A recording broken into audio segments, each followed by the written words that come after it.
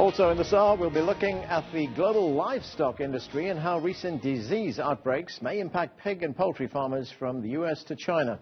The U.S. labor market continues to improve, but America's long-term unemployed are increasingly being left behind. And we'll be looking at Facebook's multi-billion-dollar deal to buy WhatsApp and what the purchase means for the social media giant. But first, we start this hour amid the continuing chaos on the streets of the Ukrainian capital. As CCTV America has been reporting, there have been more reports of bloodshed. As many as 101 people have been killed this week, according to the latest reports.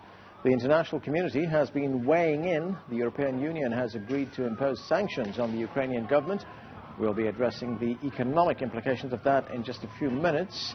CCTV's Roy Rottenberg is in Kiev. He joins us now on the phone with the latest. And Roy, what's the situation on the streets right now? Indeed, it's been a very bloody day here. The square is still occupied by the protesters, the independent square known as the Maidan. Thursday was supposed to be a day of mourning, and instead, as you've mentioned, it's turned into a day that will likely be mourned by itself. Images that we've seen on television that shocked Ukrainians, people confronted in the square by intense exchange of gunfire, live ammunition from semi-automatic weapons, sniper fires coming from buildings. It's unclear who provoked whom. Police say that the protesters confronted them and the police retreated, and then the police fired back. Protesters say that they were confronted by the police, which began shooting at some of the protesters. All of this happened in broad daylight and has been considered now being considered one of Ukraine's darkest moments here.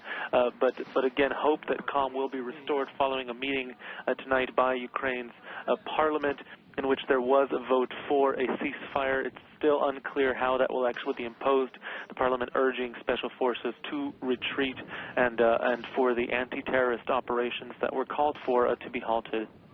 Roy, there's also been some talk of the president declaring a state of emergency, which would bring in the military. Any info on that?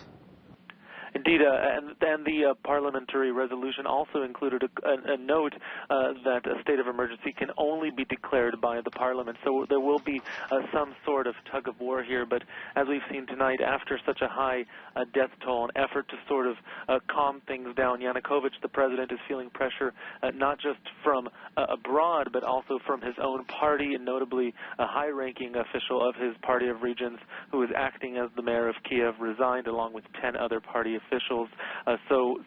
You know, a lot of considerations happening here. It's probably a little too early to say there will be a declaration of a state of emergency, probably again because there will be this tug of war with the parliament. Okay, thanks, Roy. Roy Rottenberg there from Kiev.